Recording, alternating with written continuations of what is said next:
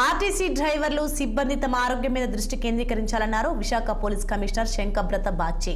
6 నెలలకు సరైన angiogram CT scan నిర్వహించుకోవాలని కోరారు. మద్దిలపాలెం సిటీ డిపోలో రోడ్డు భద్రతా మాసోత్సవాలు ముగింపు కార్యక్రమం ఘనంగా జరిగింది. ముఖ్య అతిథిగా సిపి శంకబ్రత బాగ్చి హాజరయ్యారు. ఆర్టీసీ సిబ్బందికి ఏవైనా సమస్యలుంటే తన దృష్టికి తీసుకురావాలని 24 గంటలు అందుబాటులో ఉంటానన్నారు సిపి. సెంటర్లో కూడా రోడ్డు భద్రత మాసోత్సవాలు జరుపుకున్నామండి. గత నెల 16వ తారీఖు నుండి రేపు 15 వరకును.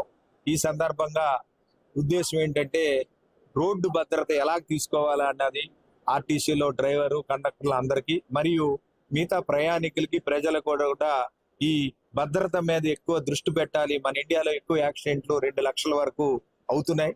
2 లక్షల్లో మన ఏపీఎస్ఆర్టీసీలో రోజుకు ఒక యాక్సిడెంట్, ఫ్యాటల్ యాక్సిడెంట్ చనిపోతున్నారు. ఈ రకమైన ఉంది కాబట్టి రోడ్ యాక్సిడెంట్ తప్పనిసరిగా తగ్గించాలి.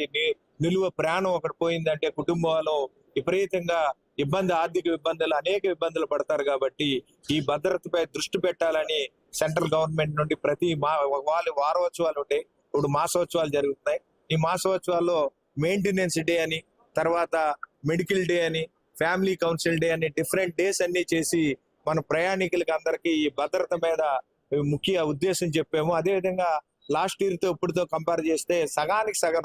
లాస్ట్ ఇయర్ 0.08 లక్షకి యాక్సిడెంట్ ఉంటే ఇప్పుడు 0.04కే ఉన్నది. కొన్ని గాజువాక డిపోలు అయితే 0 యాక్సిడెంట్, ఈ సంవత్సరానికి 0 యాక్సిడెంట్ రావడం. దీని ముఖ్య ఉద్దేశం ఏంటంటే మేమంతా కూడా ఎప్పటికప్పుడు ట్రైనింగ్లు ఇస్తూ, ఆ తర్వాత ఎస్డిఐలు అనే వాళ్ళు ఉంటారు, సేఫ్టీ డ్రైవింగ్ ఇన్స్ట్రక్టర్లు.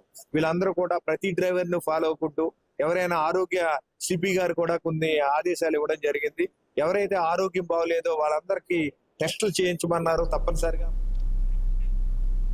అల్లూరి సీతారామ